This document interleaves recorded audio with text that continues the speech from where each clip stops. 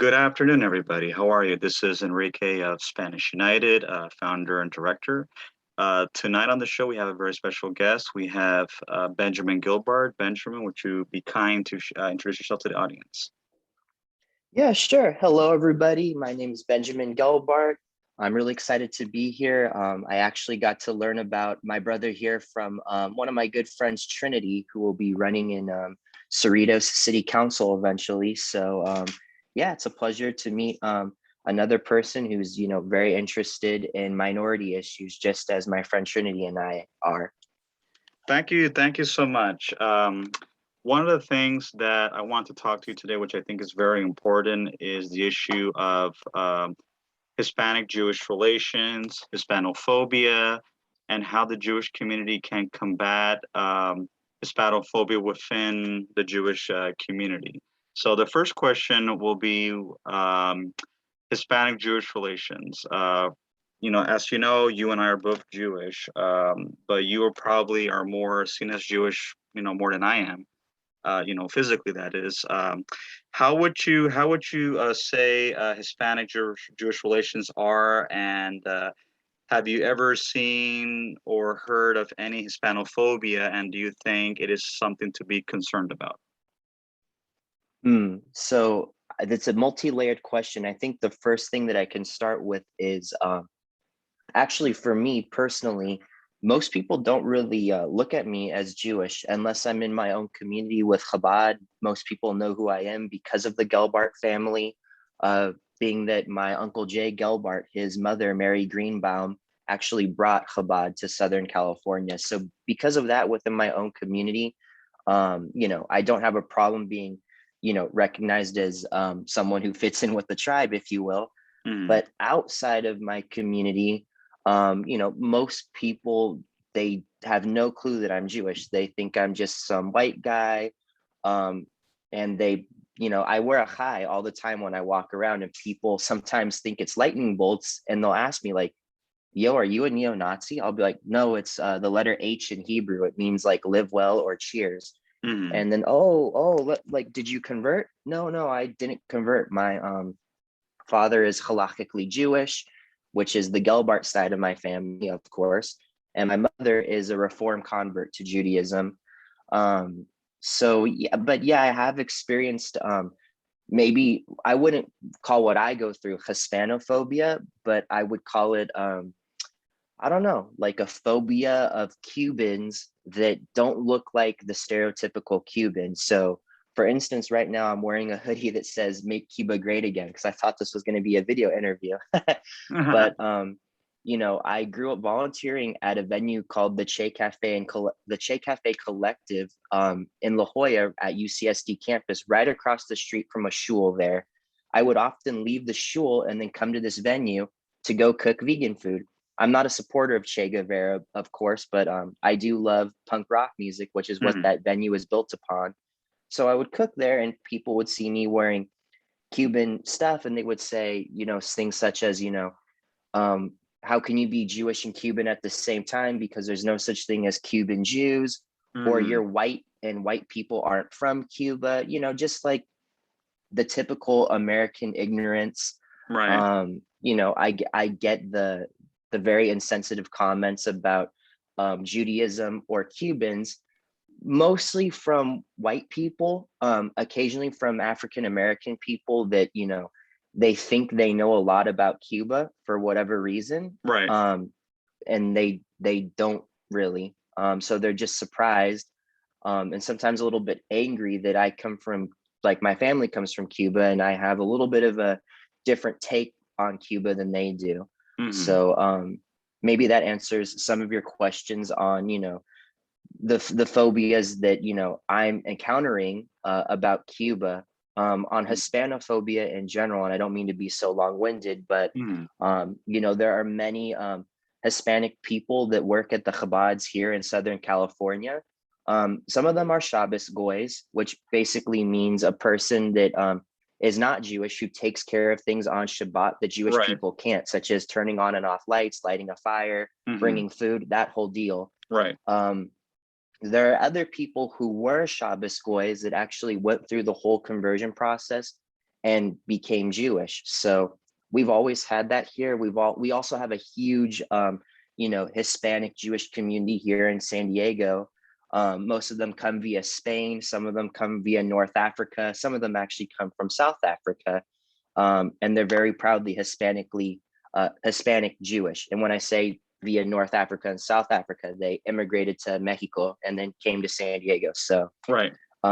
here I haven't actually seen Hispanophobia within the Jewish community, but I have heard about it in other places. Mhm. Yeah, like personally myself, I've gone through a lot of Hispanophobia. Like both my parents are Spanish Jews that are descendants of the ones that were expelled during the Inquisition in 1492, and Mm, part of my family went to Puerto Rico, part of my family went to Guatemala, and then my parents immigrated here, like especially my father back in the 70s. My mom came here in the 1950s. But Puerto Ricans are U.S. mm, citizens. You know, a lot of people think that Puerto right. Ricans are another immigrant group. But yeah, I became a Baal Teshuva in 2010, and I was born Jewish, but I was basically secular. I was not raised in a Jewish community. The only thing that I had was a bris milah. That's about it. Mm, I didn't practice Judaism at all. So it wasn't until I moved back into the city that I decided to become a Belt Teshuva. And in the early years, it was wonderful. I thought it was beautiful, but I will say in the last couple of years, like maybe like 4 years, I am officially off the track right now. I just experienced a lot of Hispanophobia, not just on my person, but also with people that worked in synagogues, and they told me a lot of mm, stories of how they were treated. And I've also experienced it myself, and I witnessed it. And I don't know, it's because there's not too many Hispanic Jews, maybe here in the valley, in the city. San Diego's mm, different. I'm not sure, yeah. You live but in a very Persian Jewish place, yes, Tehrangeles, as we say. yes. What's interesting that I was actually part of a Persian Jewish community for many years. I was actually learning Farsi. I was doing everything in Wow. Farsi. Like I have a Humash, a Sidur, Tehillim. A lot of my books are actually in Farsi, in addition to English, Spanish, and Hebrew. So I was pretty much immersed in the Mm, Persian Jewish community, and I can pass as Persian. I don't look like a typical Latino myself, so I was yeah, able to that's very pass. true. I was able to pass as a Persian, but I just didn't feel that I was equal, and I just feel that many Persian Jews, as with many Ashkenazi Jews, they tend to question everybody, and Hmm. a lot of them don't know that there are Hispanic Jews. A lot of them don't know that there are Puerto Rican Jews. Like, for example, Puerto Rico is the only island in the entire Caribbean region that has the four branches of Judaism. You have the Reform movement, Conservative movement, Orthodox movement, and you also have Chabad. And it's about 3,000 people that are Jewish that live on the island, both Puerto Rican Jews that are born on the island. Then you have, immigrants like from North America and from Latin America, etc. So Puerto Rico does have a large Jewish community, and a lot of people don't want to believe that there are Puerto Rican Jews, there are Cuban Jews, there are Dominican Mm, Jews, and it's just frustrating that every time I went to like certain shuls, or should I say in Ladino synagogues or synagogue, which is the Ladino form of shul, and Ladino, hmm. that I have to be trying to that I have to prove who I am, or whatever. And I think that goes against the Talmud. The Talmud says that if someone is a convert or a ger, you are not to ask them who they are, what their background is, because they might be embarrassed or it might shame them.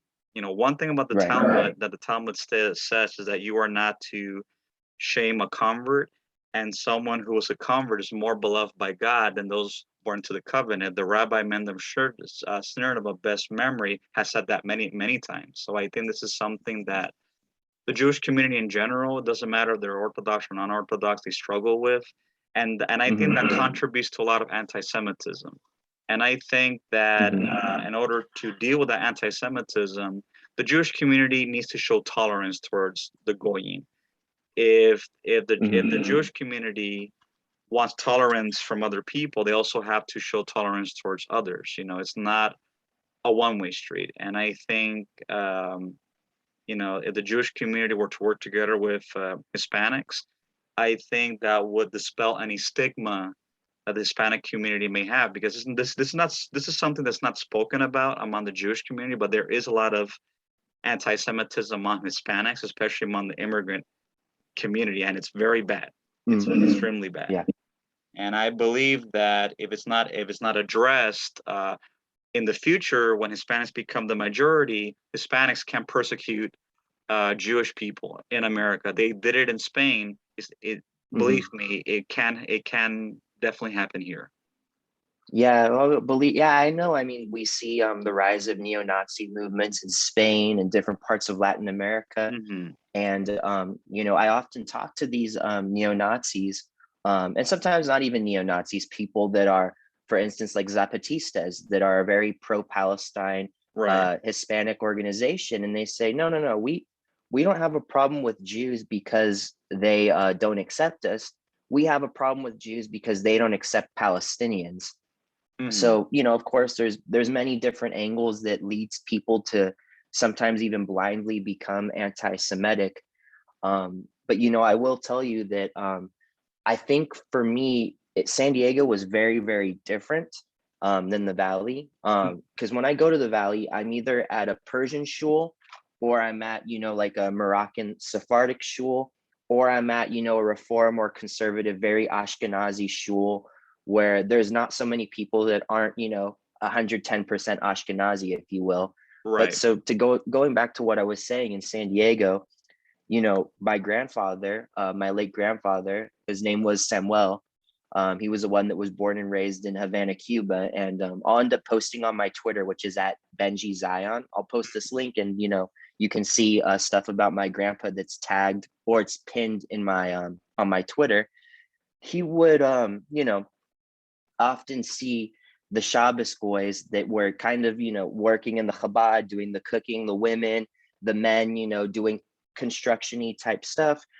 And they were very much separated from the community, not because a rabbi, God forbid, would say, no, don't talk to these people, they're goys, they're doing whatever. The people just that were there, a lot of them didn't speak Spanish. There were many people at this one Chabad that I'll mention it, actually. Sure, Chabad of La Costa. There were many people there that don't have a Latin American background. They don't speak Spanish. They didn't even know if these people, the Shabbos goys, actually spoke English. So my grandfather, kind of feeling a certain way for these people, would come over, speaking a very thick Cuban Spanish, and ask them, how are you doing, da da da, make small talk. And before you know it, they're laughing, cracking jokes. It was really nice. And there were some other people, part of the congregation, that would ask my grandpa, like, what did you talk to those people about? Oh, we talked about food, we talked about what it was like to come here as an immigrant, da da da, whatever. And it would lead more people in the congregation to feel comfortable to actually speak with these people, especially being that a lot of the Shabbos goys, especially the women, at least the women that weren't cooking, they would come in during services and pray with us. They knew the prayers front to back, even without the siddur. So as a kid, I always thought they were Jewish. I didn't know what a Shabbos goy was. So it was just very different for me here in San Diego, and I really only heard about Hispanophobia within, and I'm only going to talk about the Orthodox sector, if you will, because sure. I don't really have that many connections with people that are Reform. And I did belong to I actually still do, a conservative shul called Beth Am. I'll be working for my Rabbi Ern, very soon. But we didn't really have like Hispanic people that came to services, really, that were workers. They just worked and left. So it's not like those people, I didn't feel like those people wanted a connection with the community like people that are Shabbos goys with the Orthodox community. So to segue, I would be online whether it was Facebook, Twitter, and now Clubhouse. And I hear from people in places like New York City that are Hispanic Jews, and they've explained what you've explained to me about, how people ask them, where are you from? Like, is this actually your community? Like, when did you convert? Did you have a brit milah? Did you have a bar mitzvah? The whole deal, like, Mhm. 24 questions. And people are like, oh my gosh, I'm just here to pray. Like, can I pray? And it often will be, someone will be praying, you're a Hispanic Jew, you're praying, and you'll have someone from the community, it doesn't matter what they are, Right. Ashkenazi, Mizrahim, whatever shul you're at, and they'll go, oh my gosh, wow, you pray so well. And then my Hispanic friends will tell me, wait, you watched me pray? Why? Because like you're different and you're praying so well. Oh my gosh, I'm so proud of you. And then it makes my friends feel, very uncomfortable. What? People are watching me pray? This Mhm. is my moment to connect with Hashem, and I'm feeling judged. Like, this is embarrassing. And then I've had friends stop going to services because, they'll have those very awkward occurrences that, it makes them feel so uncomfortable they don't want to Mhm. come back. And it's Right. really sad for me to hear. Right. Like my mom, for example, she's not a practicing Jew, but Mhm. she told me that one of the reasons why she doesn't go to shul or synagogue, as we say in Ladino, is because she does not feel accepted. She feels I was never accepted. And it doesn't matter how much, I quoted the Talmud, the Torah, how much I worked to fill in like every single day, just exaggerating on a quote. It's like it was not good enough, for the Mhm. community. And she felt that it's like there's like a separation and there's like an elitism, especially here in America. I don't know about other countries, but Are the you Jewish talking about like all types of shuls that she felt this way? yes, yes, she felt this Mm. way in the reform because we went to different schools before I became about teshuva. I got introduced to the conservative movement. The conservative movement, especially the synagogue that I went to here in Los Angeles, it was a small one on I forgot the name of the street, but it's close to Wilshire. That was the only place where we Mhm. were accepted. But in the reform and with the Orthodox, my mom did not feel accepted. It's like we were never really welcome. Mm. We're never really seen as equals. And I could tell you stories, but my mother told me that that's one of the reasons why she never bothered to connect with Judaism because she didn't feel welcome. And that's one That's of the actually. reasons. Yeah, go ahead. I'm sorry.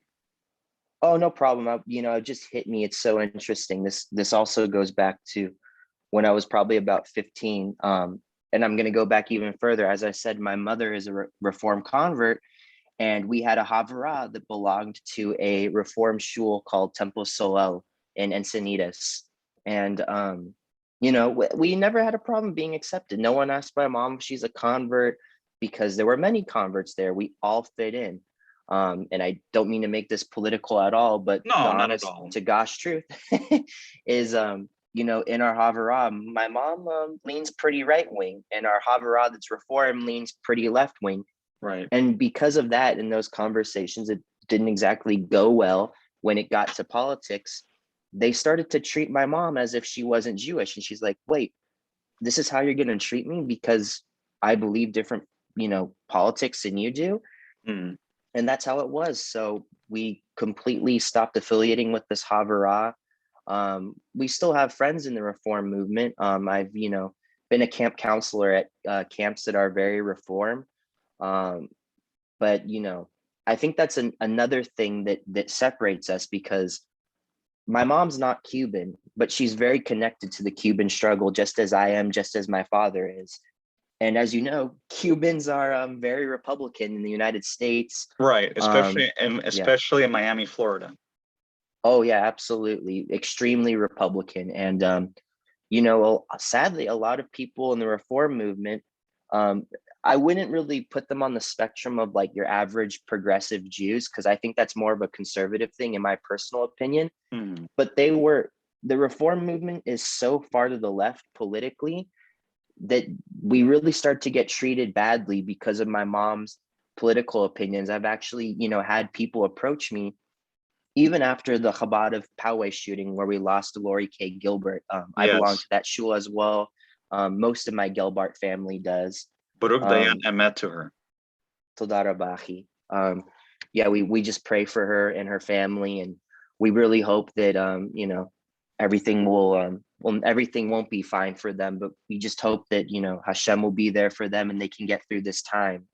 Um, Regardless, after that shooting, we had people from the reform movement specifically actually contact us and say, hey, we know that you guys are getting a lot of anti-Semitic hate mail, the shul and our own house, because of the fact that many people at the shul were deemed Republican because, Donald Trump and Pence were there for us after the shooting. Mm-hmm. Not to mention the rabbi who was now in federal prison, I won't mention his name, Right. was I very know. close to Donald Trump. Yeah, I know who the rabbi is, but continue. Mhm. Most people do, yeah, but I'll leave his name out because my community might kvetch a little bit if I No, use it's his name fine. openly. Yeah. No, it's fine. It's not a problem. Yes, so we had people in the reform community that know people from Chabad of Poway tell us, like, you shouldn't be dealing with this anti-Semitic hate mail because of the fact that you people are Trump supporters. Not all of us are, but we were deemed that way because of Right. our rabbi. Right. And a lot of us do feel that way. Like Right. we lean that way politically, especially after the support. So these people said, please come to the other side, basically. Don't be the right wingers, become the left wingers, join us, basically. You'll be safe, you'll be accepted. And this was very painful to many people in our community to have, and this is not me attacking reform. I Right. love Temple Solel. I still go there from time to time. I have friends that go there. And and I'm not specifically talking about Solel at all. I'm talking about many people in the reform community in Right. San Diego reaching out saying, please leave this disastrous community that you call Chabad, that's a right leaning group. Mhm. And it's just very sad that we've digressed into this territory of Chabad is right wing, reform is left wing, and conservative Judaism is progressive. We shouldn't, It's more we can't, centrist. It can go either yeah, way. absolutely. But we shouldn't be separating ourselves through an American lens of politics because of the way our respective congregations happen to lean. I know Exactly. Chabad communities that are very left wing, actually. Mhm. Um, so I think that's personally the worst attack on my person and my family that I've ever faced by my own community, Mhm. because of the fact that they know my family is very much Cuban. We're very much with the Viva Cuba Libre cause, Right. where it's it's sad. So I Right. try to do as much as I can to make people understand that we can't do this. We can't be a community. We can't be united if we're gonna look at Judaism through an American lens. If I'm Exactly. going to, yeah, if I'm going to talk about Cuba, I'm gonna try my best to leave out, Donald Trump this, Joe Biden that, whatever. Right. We need to focus on how can we help people that are suffering. We can put politics aside and do something so simple together that will be able to help marginalized communities. And Exactly. if we're taking it back to the Hispanic community, for instance, I volunteered for many years with Jewish Family Service, and we can go into the worst barrio. We can Mhm. hand out food. We can talk to people that need help, that don't know that there's resources out there for them. Exactly. Doesn't matter if you're Democrat, I'm Republican. We can do that together. And I think when the Jewish community will connect with each other on outreach programs to actually give, doing tzedakah, all this stuff, we'll really be able to put you're Hispanic, I'm Mizrahim, I'm Ashkenazi, whatever. We'll put all of that aside and we'll remember that, this is our, mission to actually spread love and knowledge. And we shouldn't make it our mission to spread Democrat versus Republican. Exactly. Exactly. Because when politics gets involved and even religion gets involved, it separates everybody. Like one of the things Hmm. that my organization is Spanish United is that even though we are a Hispanic first movement, we are completely non-bipartisan. We're not political. We're secular. We welcome Hispanics from all backgrounds. It's like the unique thing about my movement is that we welcome all Hispanics. It doesn't matter if you're Mexican or Cuban, Puerto Rican, Dominican, Central American, even from Spain, even from Africa, because you have Equatorial Guineans in Africa that are Hispanic, but they speak Spanish, but they're in Africa. And then you have the Philippines. So we Hmm. have all Hispanics under one umbrella, under one identity. Many nations, Hmm. one language, one people, Spanish United. That's our motto. And the credo of my movement is culture over color. You know, Hispanic is of any race. You could be white, you could be black, you could be Asian, you could be Native American, you could be a mixture of all of those. Hispanic is what's called an ethnicity. It's not a race. You know, a lot of people think Hispanic is a race because the majority in America tend to look a certain way. So people tend to stereotype all Hispanics as being the same. So that's one Hmm. thing that I'm trying to dispel is to educate people that Hispanics come in different colors, all under the rainbow. We come in different religions because a lot of people also stigmatize that all Hispanics are Catholic, and that's not true. You have Hispanics that are Yeah. Jewish, Hispanics that are Muslim, Hispanics that are Buddhist, even Hispanics that are atheists.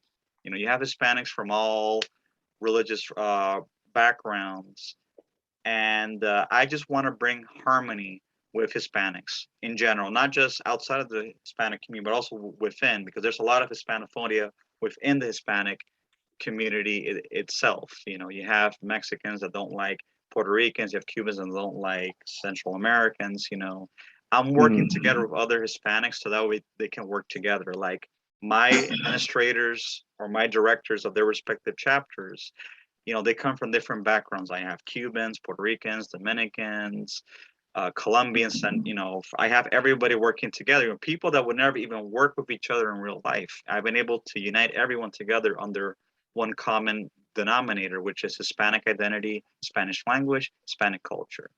And I feel that if Absolutely. Hispanics get together as one group, they can do a lot of good.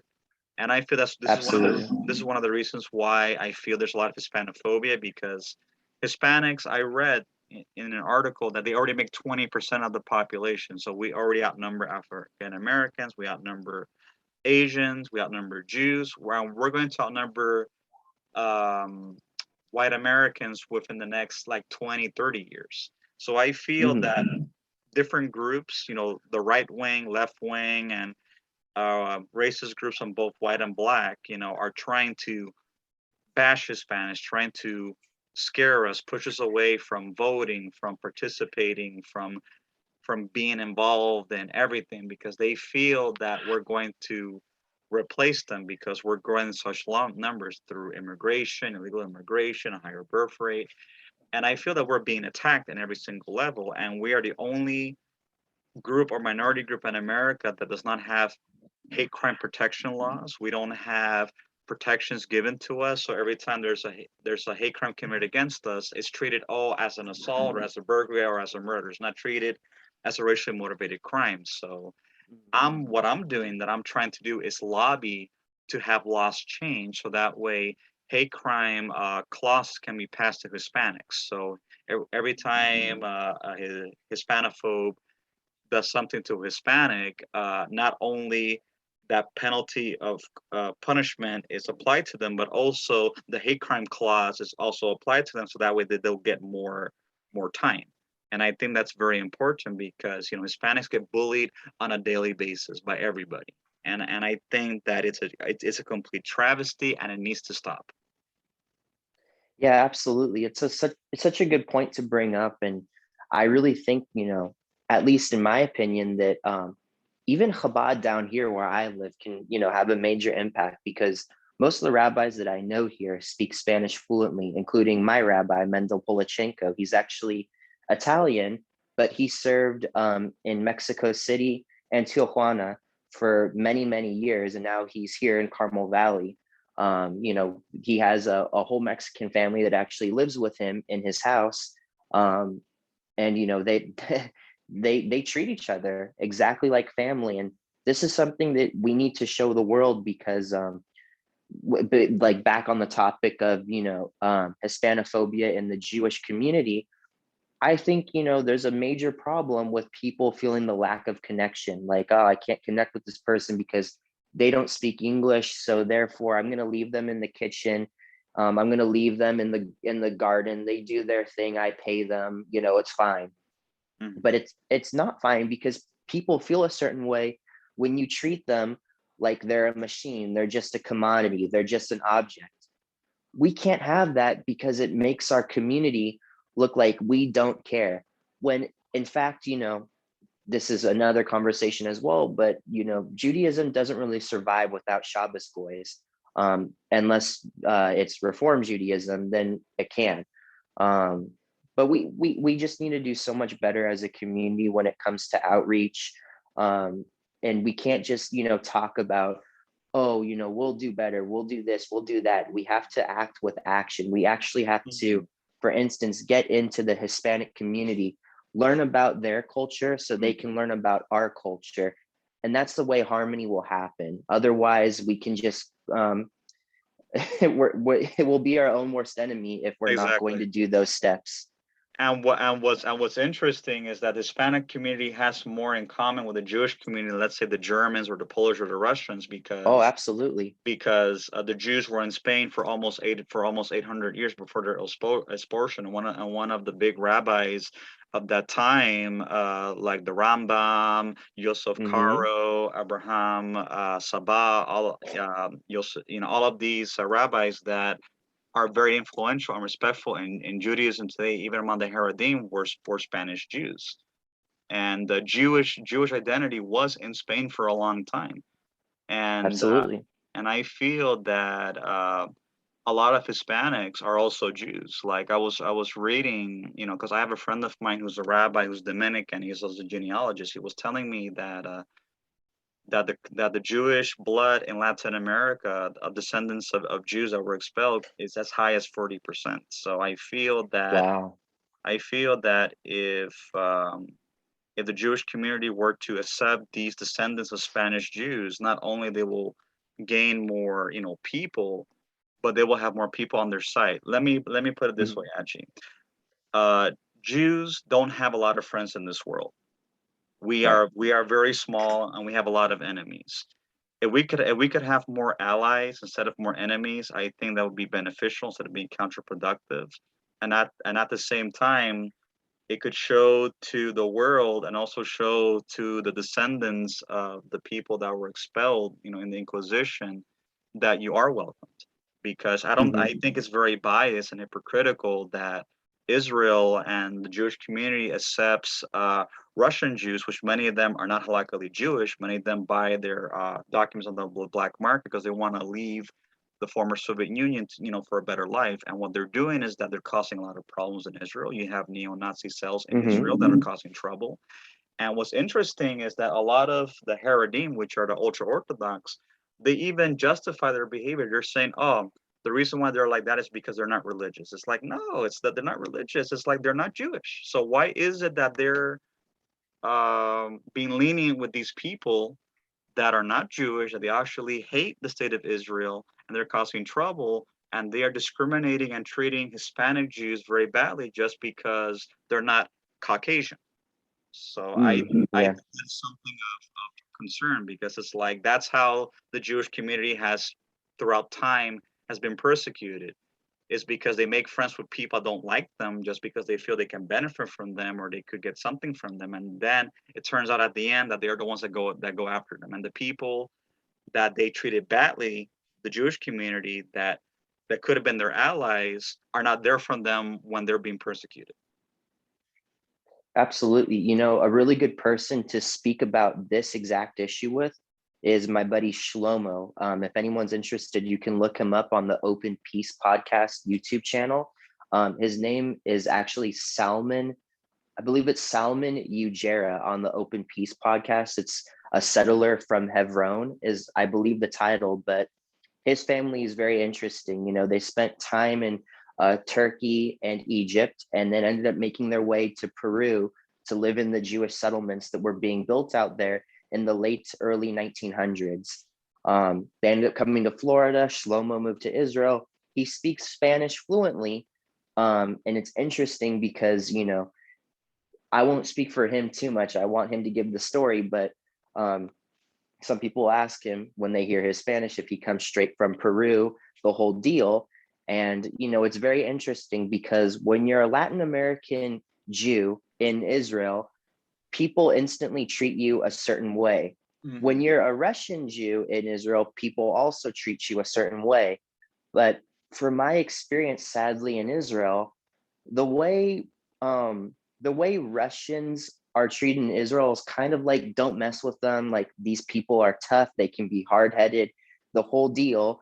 So I don't, maybe I'm wrong, but I don't really see so many, attacks against the Russian community in Israel. But Right. when it comes to the Latin American community in Israel, there's a lot of questions, especially with the Cuban community. So, for instance, my cousin Tony Gelbart founded Nefesh Beitz Nefesh, which means soul to soul in Israel. Right. It's the largest aliyah, which means Jewish immigration group in the whole entire world.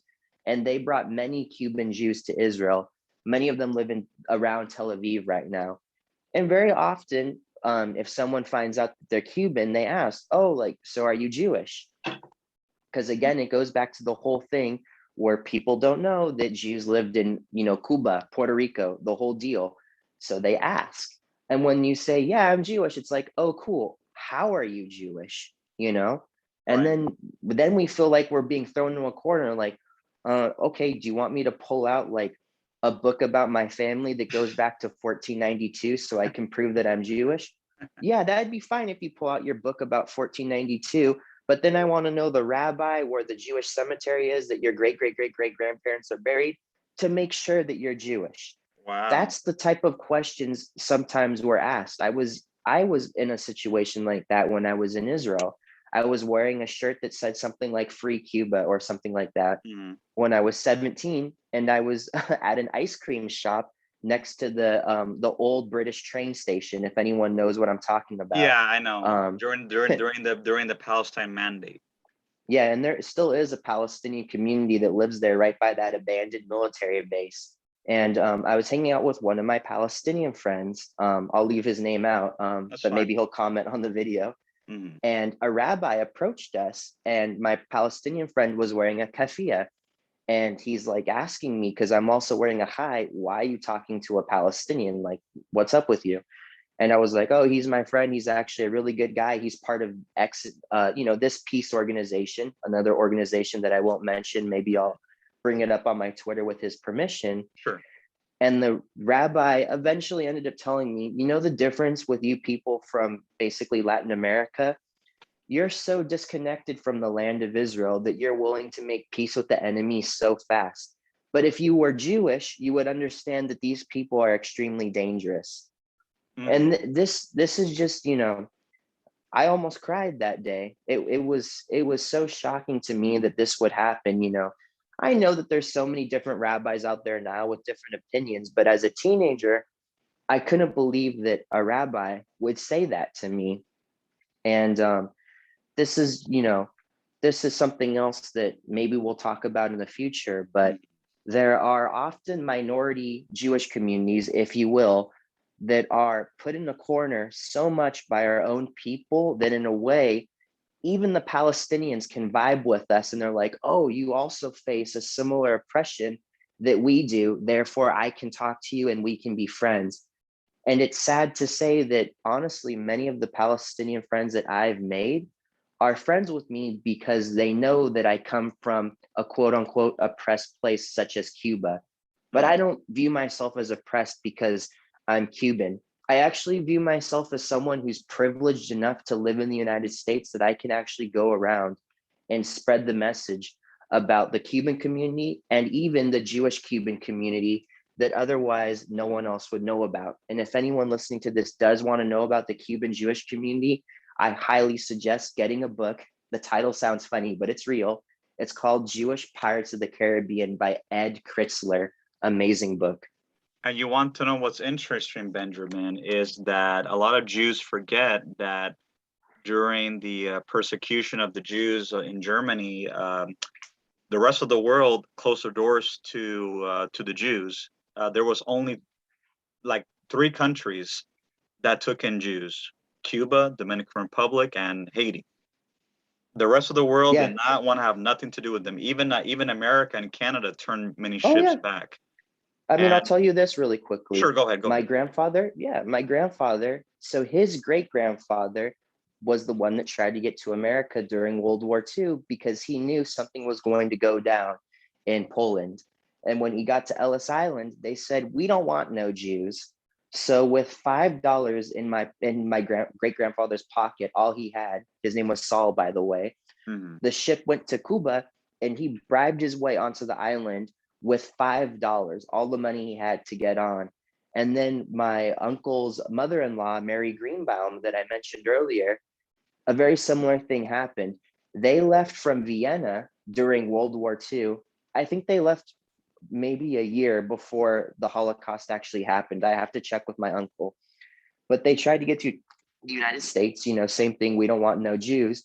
So the ship went to Haiti, Hmm. and she Mary Greenbaum, she was raised in Haiti, speaking the Haitian language Yeah, fluently, Haitian even Creole. Dominican, yeah, Haitian Creole. So and she spoke it till the day she passed away, and that was another thing that was amazing because we don't really have very many Creole speakers here or Haitian, but when she would go to New York City where she used to live, you know instantly people that didn't know anything about Judaism, that maybe didn't want to know, would hear her speak and they would want to connect with her right away. And Hmm. that's the power of language. Oh yeah, If we absolutely. can, if you live in a place like San Diego and you don't speak Spanish, which I'm not fluent in Spanish, I can read and write, I can get the bottom line of a conversation, but if you don't speak Spanish, it makes it harder for you to connect, which is another reason why I watch film in Spanish to try to just work on it, keep my ears used to it, because I love studying languages, and right now I'm very focused on Hebrew and Arabic for the sake of Aliyah. So when I do get to Israel, I'm definitely not going to forget my Spanish. I'm going to brush up on it, and hopefully maybe I'll join like an Afro-Cuban, jazz combo in Tel Aviv if I meet the right community. Oh, that's nice. That's nice. Yeah, I think language is very important because it connects with people. Like I live close to San Gabriel Valley. I'm not sure if you're familiar with Hmm. that area. That's all Yep, very Chinese. familiar. Hmm.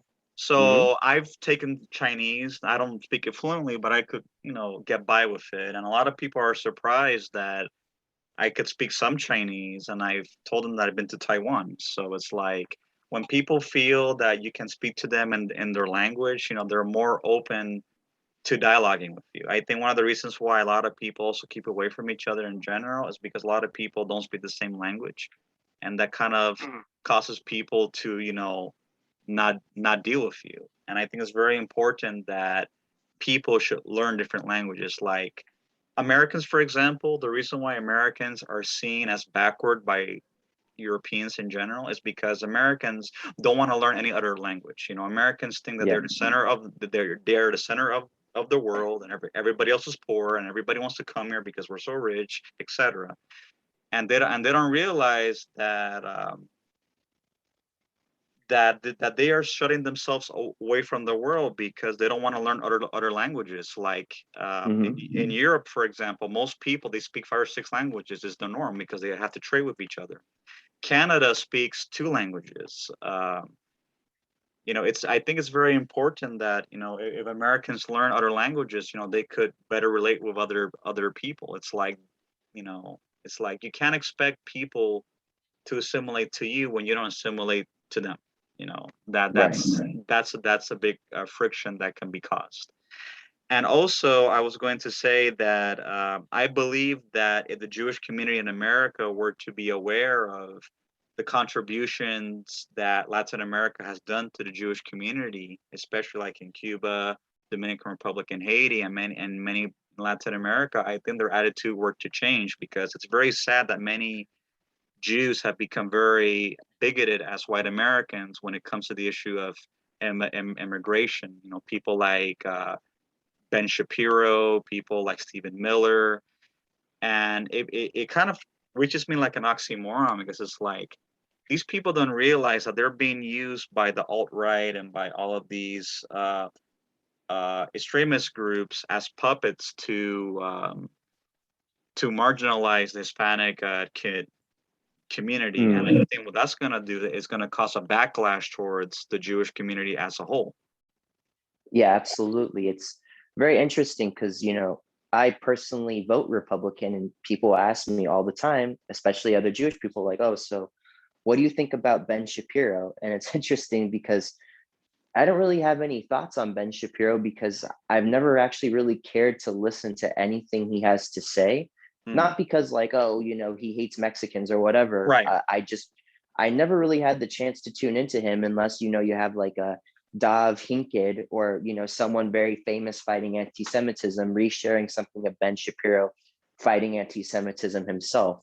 Right. For me personally, so from 2012 to 2019, I was very, very busy, not listening to people on the internet. I would actually literally go to Mexico. I'd cross the border from TJ, and I would drop off food and water caches to immigrants that were trying to get to United States, but sometimes they would die in the desert. That's a Mm. problem because there's no food and water when the coyotes are trafficking them out there. So for me, I could care so much less about what a politician says, when I have like a moral responsibility. If I can't help another human being, that's what I do as a Mm. Jew. So Mm. I would go out there and do that.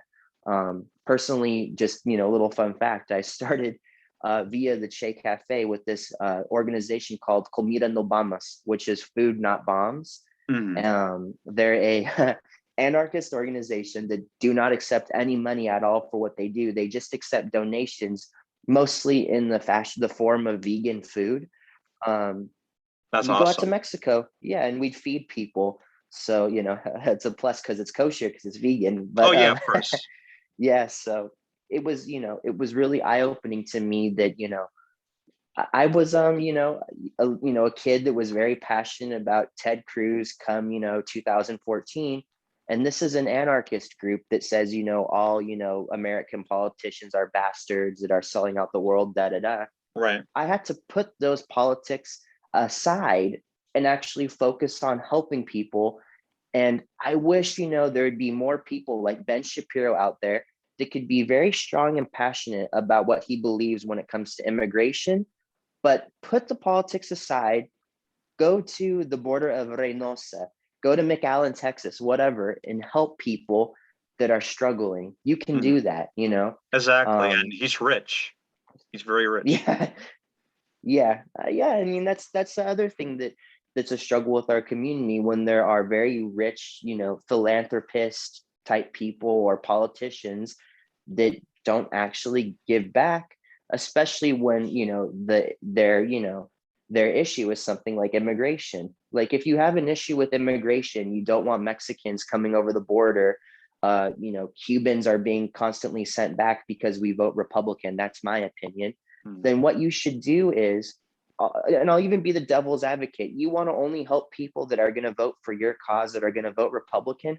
How about Ben Shapiro? You give a bunch of money to the Cuban migrant community that's suffering because they're stuck in Mexico. They can't cross the border because they Mm. will vote Republican. And Mm. that's not what this administration wants. You Right. could help the Cubans that are dying in the jungles of dengue. Mm. Dengue fever is a Right. killer when not treated. So, Right. I could harp about that all day, but And it's believe me, yeah. I've tried to contact and reach out Ben Shapiro many times, not to Mm, criticize him, but I would like to talk to him and see what makes him think the way that he does, and also to just see what he's about. Because again, even though I may have my views, when I interview people, I've interviewed people that are extremely right wing, extremely left wing, and I don't let my personal feelings, cloud my judgment, because as an interviewer, as a reporter, you are to remain neutral. Doesn't matter how disturbing or mhm, how disgusting they say, you have to let them speak.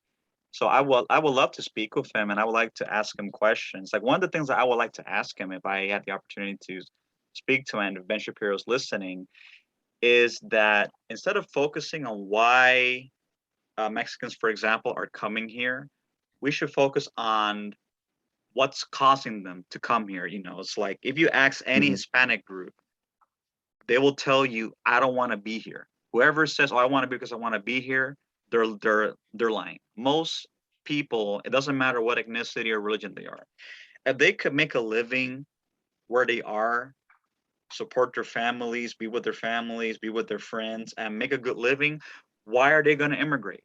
Nobody wants to immigrate out of their home, away from their family, away from their friends, away from their people, unless they're forced to.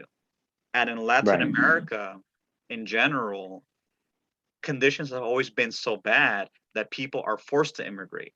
And then they come Right. here, and then they are treated badly by people saying, "Oh, you want to come here because you want to take advantage of us." No, it's like, and again, I don't like to bring up people, but I would like to see the far right and the conservative base think and question, instead of bashing immigrants that are coming here, being forced to come here from Latin America. They should ask the question, what's causing them to come here?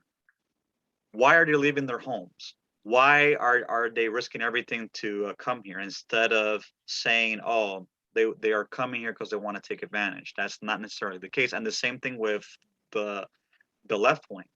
Instead of bashing Hispanics and saying, oh, blah blah blah blah blah, this blah blah blah blah that, you should try to find the root of the problem. Like, what I do is that I always like to investigate and find out why people think this way, feel this way, or why they're doing the way that they do, instead of judging them or painting them with the same brush. Because human nature causes us to think that way about certain groups of people by the way they act. What I like to do is that my background in education is that I always tell people, don't accept everything as black and white. Do your own investigation, research, ask questions, and then take all the facts and then come to your own conclusions. And I think that's something that Americans used to do many, many years ago. I don't know how old you are, but I'm much older. Back then I'll people be used to. 25 on the 29th. Oh, wow, wow. I'm much older than you. I'm gonna be 38 next month. Nice. So I come from an era where people still had a little bit of respect, and even if you had views that were not so great or popular, they wouldn't try to counsel you or go after you.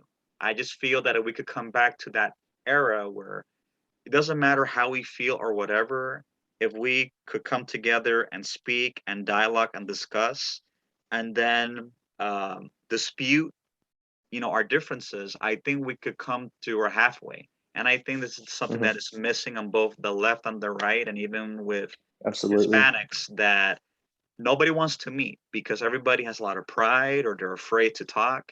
And the issue is that when Hmm. people don't speak or don't address or don't meet halfway, it just creates problems in the long run. Yeah, absolutely. That's an extremely difficult issue. You mentioned even in the Hispanic community, you will see the divide between, Democrat and Republican don't speak about it.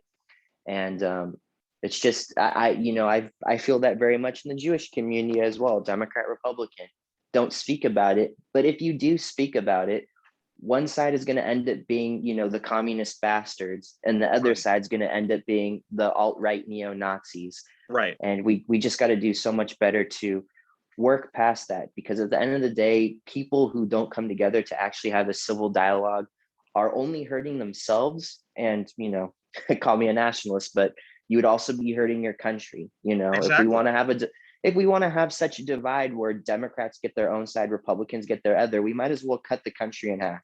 Exactly, exactly. And I honestly believe that the two-party system doesn't work. It's no different than a one-party Hmm. system. I believe, like, and this is my personal opinion, that there needs to be inclusion of other political parties. And unfortunately, the Right. problem with America, which is unique compared to other liberal democracies in the world, that you only have two parties, and most people will like to vote and have different choices.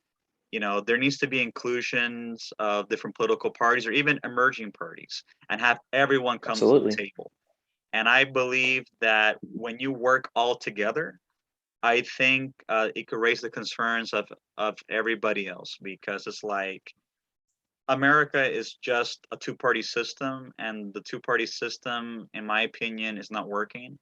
And I think people want to have Agreed. more choices, but other parties don't really have much of a say because they don't have the influence or the funding. And this is just a Hmm. radical idea that I'm going to throw out there. I think the two-party system needs to be abolished completely.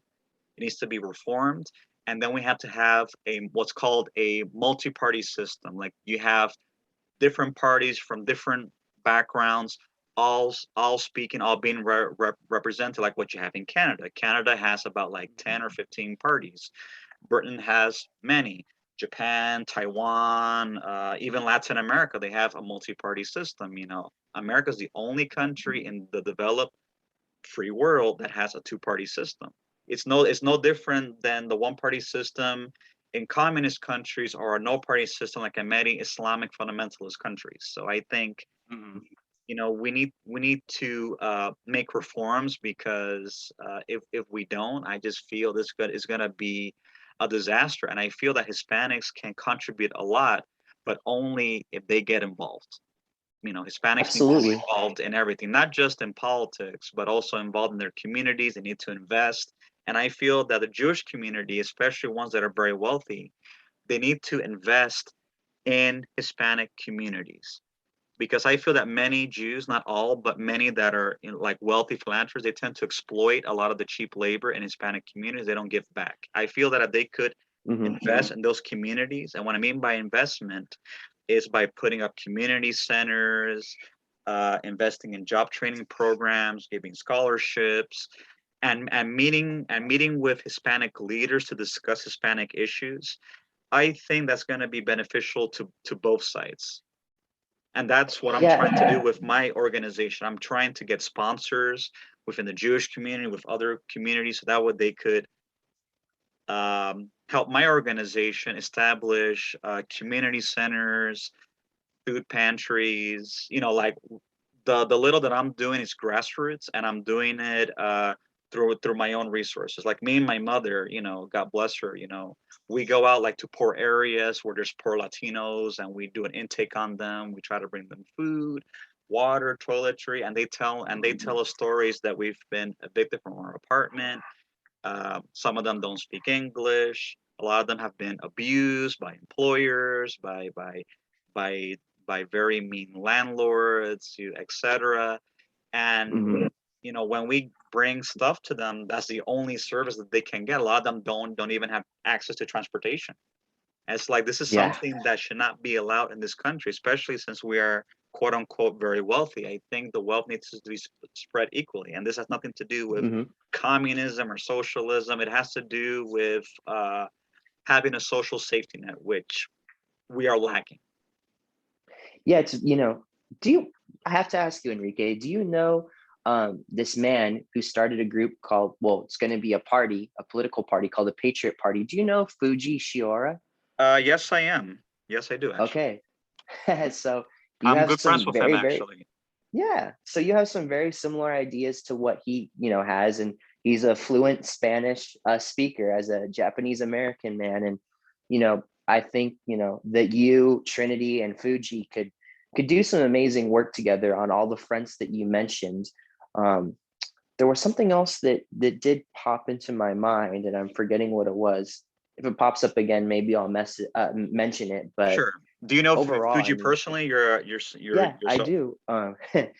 I'll tell a quick story. So Fuji's incredible. What we did was I had how did I oh yeah, so I met him through the Clubhouse app in the Farsi rooms, and we were talking about how if the Iranian regime, the IRGC, or Sepah as they call it in Farsi, is not, defeated, then there will be no freedom in Latin America.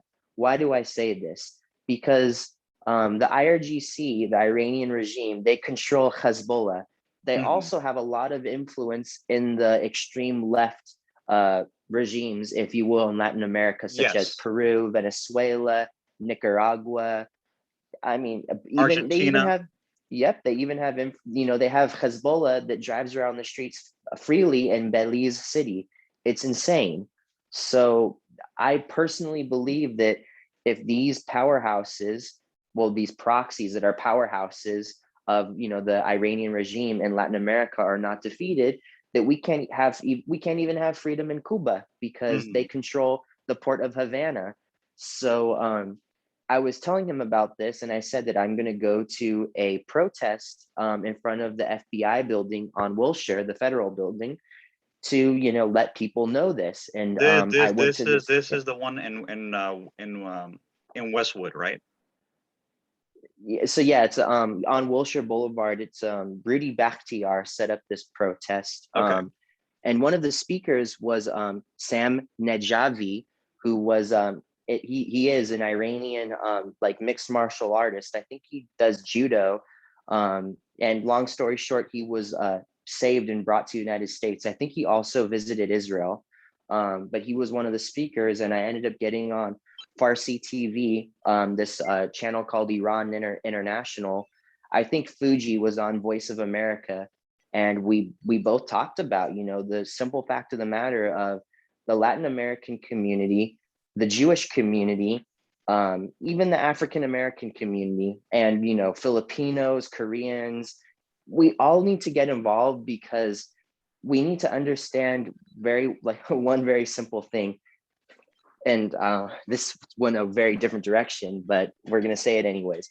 The Iranian regime has so many assets around the world. They trade with Asian countries, they trade with Africa, and then they colonize, in my opinion, Latin America. Mhm. So we need to have all these communities realizing that this is an extremely detrimental issue, and we have to come together to talk about it. So that's what Fuji and I did. We went to that protest, we stressed that, and we're going to continue doing work to get more different communities, the Armenians, the Georgians, the Afghans, the Iraqis, everyone, everyone who lives near Iran and everyone who's affected by Iran, from Latin America to, everywhere else in the world that has to Right. deal with them. We're going Right. to bring Right. them together. We're going to talk about this. And we're also going to, reach out to other, politicians and spread the news. This is one way to unite each other. Right, and that's what I'm doing myself. Like, I'm not sure if you know this, but I'm going to be running for state assembly, and I'm actually going to be running with Fuji. Fuji is actually helping Oh, me wow. out with my campaign, and it was to Trinity that got me connected with Fuji, because me and Trinity, we go back. We've been friends for about like 10 years. He's a very good, decent man, and I consider him a very good brother, a very good friend, and I believe that Fuji's a very wonderful man, and he shares a lot of the ideals that I have.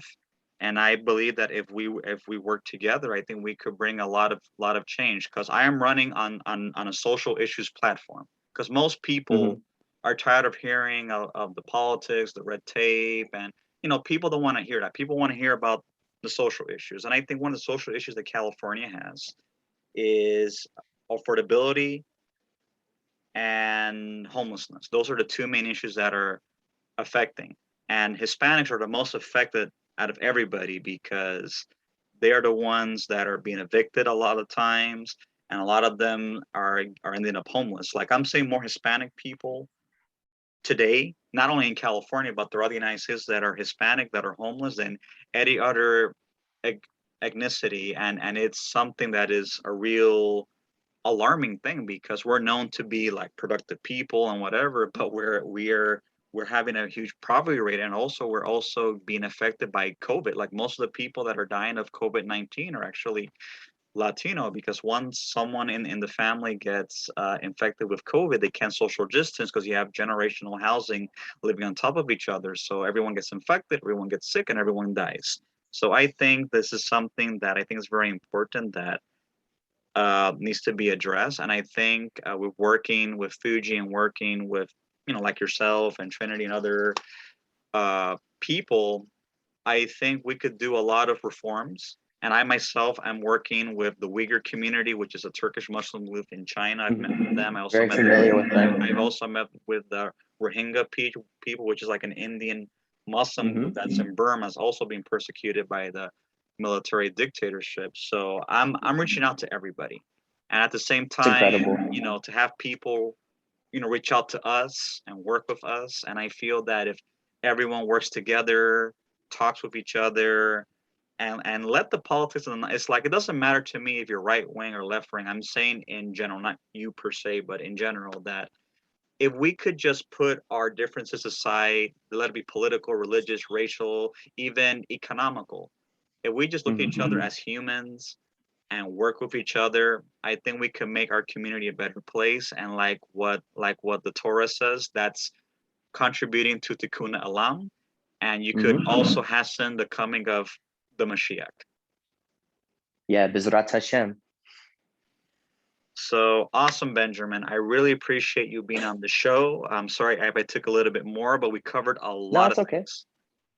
Absolutely, absolutely. And I'll just add this little olive branch. If anyone from Los Angeles is listening to us or that wants to come to Los Angeles, what I do personally is I set up, meetings. If you hit me up on Twitter at Benji Zion, BNJIZION, you can let me know if you want to meet up. I always do meetings at the Los Angeles Zoo, usually the Los Angeles Zoo, because that's, like a cool, neutral place to, talk, hang out. It's a safe space. That's by Glendale.